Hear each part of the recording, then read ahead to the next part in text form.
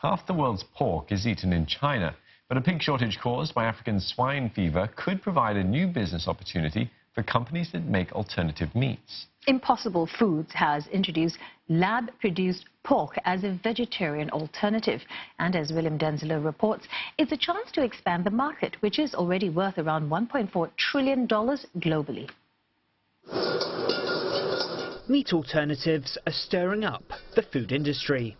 Analysts estimate the plant and lab-based meat market will be worth around $140 billion in the next decade. Lucas Sin is the head chef at Junzi Kitchen, a fast casual restaurant chain specialising in Chinese cuisine. Junzi prioritises vegetables over meat substitutes, but Sin says those types of products do have global appeal. There is a demand for alternative proteins. I think it's important to encourage people, whether it's Chinese people in China or the rest of the world, to eat less meat for environmental and sustainability purposes. And I think this is one good strategy for approaching that.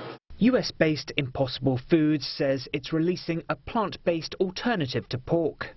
The company aims to grow its global footprint and says Asia is a top priority because of its high meat consumption. Pork accounts for around 36% of the world's total meat intake, and half of that is consumed in China.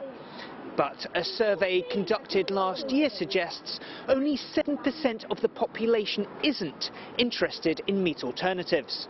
That's compared to 24% here in the US.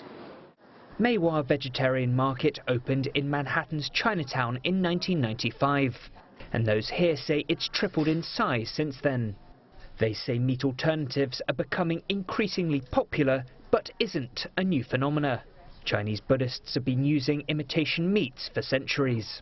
Chinese customers, they still like more the Chinese fame meat more than the American style, because we need time to get used to it. But the American style, all the youngest, maybe they more like that one.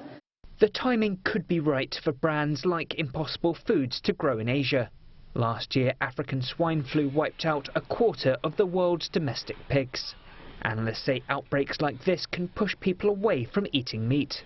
People are moved by questions of sustainability, questions of hygiene and health, and questions also of cruelty towards animals. Chefs say texture, flavour and detail is crucial for meat alternatives in Chinese cuisine. If brands can get that right, it could be a recipe for success in the Asian market. William Denslow, CNA, New York.